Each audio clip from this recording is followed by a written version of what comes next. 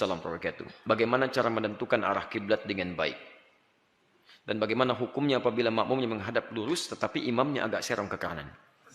Baik, yang lurus salah, yang serong juga salah. Yang benar yang menghadap kiblat. Itu yang benar. Antum tinggal tentukan saja kiblatnya nyerong atau lurus.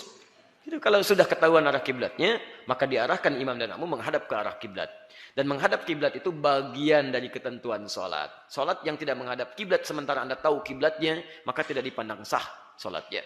Kecuali dalam keadaan tidak tahu arah kiblatnya.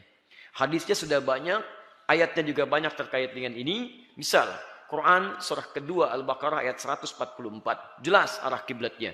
Qad nara taqalluba wajhika fis sama' falanuwalliyannaka qiblatan tardaha fawalli wajhaka syatral masjidil haram. Quran surah 2 ayat 144 posisi paling kiri sebelah bawah.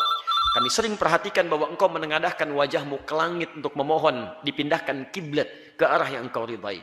Sekarang palingkan kiblatmu ke arah Masjidil Haram, syatr. Syatr itu bisa fokus langsung ke titiknya, sebagian dari titik atau sedikit lebih luas. Maka dipahami oleh para ulama, bagi orang-orang yang ada di dekat Ka'bah, langsung posisinya kiblatnya Ka'bah.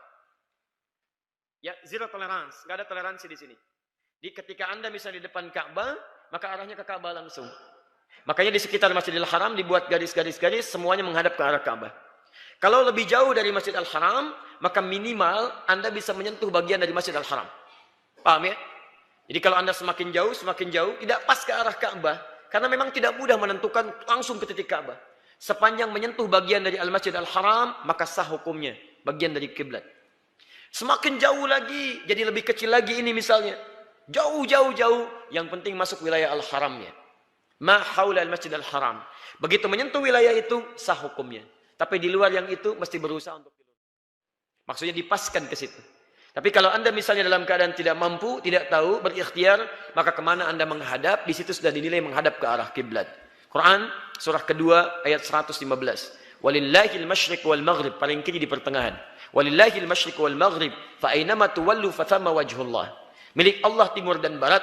Kalau Anda sudah berusaha, Anda menghadap ke kiblat, maka Allah yang kemudian menerima kiblat Anda di situ. Paham ya?